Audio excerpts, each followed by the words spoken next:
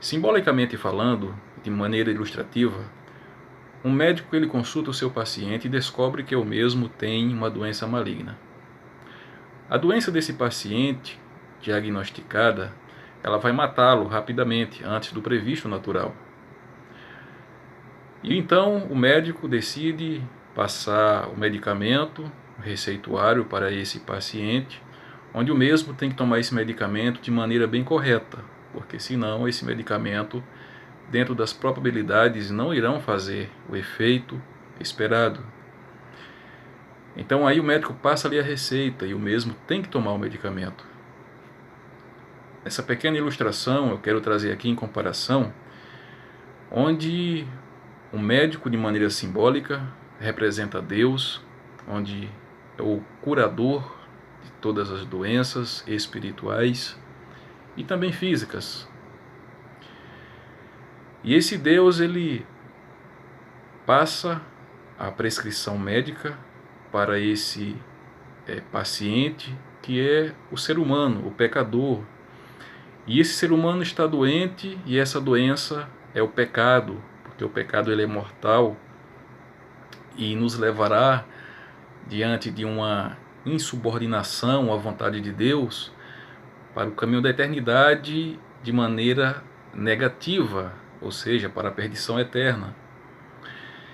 E então esse receituário, que é a receita que contém o remédio para esse paciente, simbolicamente falando, é a Bíblia. E o remédio contido nessa receita, que é a Bíblia, é Cristo. E que para o indivíduo que está enfermo e doente ficar bom e curado da enfermidade, ele vai ter que tomar esse remédio direitinho. Como eu falei, se ele não tomar esse remédio direito, conforme a prescrição, ele não irá ficar bom. Ou seja, o pecador ele precisa obedecer à prescrição médica, que é as Escrituras, a Palavra de Deus, em cujo receituário está o remédio, que é Cristo Jesus. Como diz ele lá no Evangelho de João, capítulo 14, versículo 6. Eu sou o caminho, a verdade e a vida. Então observem. Aqui saiu pelo menos 5 elementos ilustrativos. O médico, que representa Deus.